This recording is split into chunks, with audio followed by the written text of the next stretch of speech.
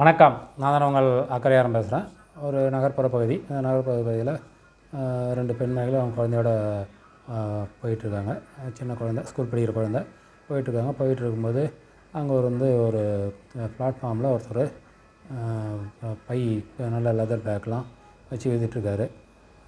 உடனே அவங்க போயிட்டு அந்த குழந்தை அந்த பேக்கை பார்த்து, அம்மா ஸ்கூல் பேக் வேணுமா அப்படின்னு சொல்கிறாங்க.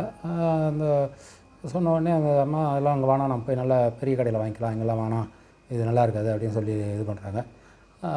அப்படி சொல்லிவிட்டு போகிறாங்க. உடனே அந்த இது பேக் விற்கிறவர் இல்லையா, அவர் ஏந்து நடக்கிறாரு. அவர் ஆக்சுவலாக ஹேண்டிகேப்டு, ஒரு கால் கொஞ்சம் தாங்கி நடப்பார். அம்மா கொஞ்சம் காலிலேருந்து சாப்பிடவே இல்லை, ஒரு பேக்காவது வாங்கிக்க, சாப்பாட்டுக்கு அதாகும் அப்படின்ட்டு சொல்லுவாங்க. உடனே சரின்ட்டு போவாங்க. போய் பார்க்குறாங்க. அவங்க ஏற்கனவே வாங்குகிற பேக்லாம் ரெகுலராக வாங்குறவங்க பார்க்குறாங்க. அந்த பேக்லாம் பார்க்குறாங்க, விலை கேட்குறாங்க. விலை பார்த்தா ரொம்ப கம்மியாகுது. 350 ரூபா 400 ரொம்ப கம்மியாகுது. அதே பேக் பெரிய மால்லாம் போனால் 2000 ரூபா 2500 அப்படின்னு இருக்கும். இது ரொம்ப கம்மியாக இருக்குது. ஒரே தரம், நல்ல குவாலிட்டியான பேக்கு. பார்த்தாங்க. அவங்களுக்கு அதனுடைய தரம் புரிஞ்சுது. இருந்தாலும் சரின்ட்டு வாங்கிடலான்ட்டு, நல்லா விலை கம்மியாக தான் இருக்குது, அவருக்கும் உதவி பண்ண மாதிரி இருக்கான்ட்டு அந்த இன்னொரு பெண்மணி அவங்கள்ட்ட சொல்லி வாங்க சொல்கிறாங்க. வாங்குகிறாங்க. வாங்கிட்டு இருக்கும்போதே உடனே டக்குன்னு ஒரு அம்மா வருவாங்க. வரும்போதே டக்குன்னு செருப்பு காலோட அந்த அம்மா எட்டி உதைப்பாங்க. நீ என்ன வட்டி காசு கொடுக்காமல் இருக்கிற அப்படின்ட்டு திட்டு காலாலேயே உதைப்பாங்க செருப்பு காலோட. அதுக்குள்ளே இந்த அம்மாலாம் என்ன இப்படிலாம் உதைக்கிறீங்க, வட்டி வேணால் வட்டி வாங்கிக்கிங்க, அதுக்காக ஏன் உதைக்கிறீங்க அப்படின்னு கேட்பாங்க. அப்படி அவ்வளோ ரோஷம் இருந்ததுன்னா நீயே வட்டியை கொடு அப்படின்வாங்க.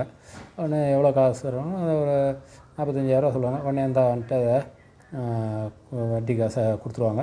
கொடுத்துட்டு அப்புறம் இவர்கிட்ட ஒரு பேக் தானே வாங்கினாங்க, அப்புறமா பார்த்து இந்த பேக்கெலாம் எவ்வளோ விற்கும் அப்படின்னு கேட்பாங்க. ஒரு 50,000 வரும் அப்படின்னு வருவார். அப்படியா, சரி, 45,000 கொடுத்துட்டேன், இன்னும் ஒரு 5,000 வச்சுக்கோ, இந்த பேக்கை மொத்தமும் நான் வாங்கிக்கிறேன் அப்படின்ட்டு. நல்லா டிஃப்ரெண்ட் வெரைட்டி. அவங்களுக்கு இந்த பேக்கே ஒரு 10 பேக்கு தான் கிடைக்கும் அவங்க மாலில் போனால். இது ஒரு 40-50 பேக்குக்கு மேலே கிடச்சிது. அதெல்லாம் வாங்கிட்டு அவங்க போயிடுறாங்க. இவரும் இல்லைம்மா அவ்வளோ வேணாமான்னு வர, இல்லை பரவாயில்ல வச்சுக்கோ, நான் சும்மாலாம் காசு கொடுக்கல, உன் பேக்கு தானே காசு கொடுக்குறேன்னு சொல்லிட்டு இது பண்ணுறாங்க. அது மக்கள் உதவியும் பண்ணணும், அவங்கள பிச்சை போட காசு கொடுக்குறதுக்கு, அதனால் பிச்சை சாப்பாடு காசு கொடுக்குறேன்னவங்க, அதெல்லாம் வேணாம்மா, காசு பிச்சைலாம் வேணாம், என் பொருளுக்கு காசு கொடுங்கன்னு தான் அது. அந்த நேர்மையை நினச்சி தான் அவங்க அந்த பொருளை பூரா வாங்கிக்கிறாங்க. இது யாருக்கும் இலவசமாக கொடுக்கணுன்ற அவசியம் இல்லை. கொடுத்த பொருளுக்கு காசு கொடுத்தாலே அவங்க சந்தோஷப்படுவாங்க. அதனால் யாரும் ஏளனமாகவும் நினைக்கக்கூடாது, ரோட்டில் பிளாட்ஃபார்மில் இருக்கவங்க காசு கொடுத்தா வாங்கிக்குவாங்கன்னு மட்டமாகவும் நினைக்கக்கூடாதுன்றது அந்த கதையினருக்கும். நன்றி, வணக்கம்.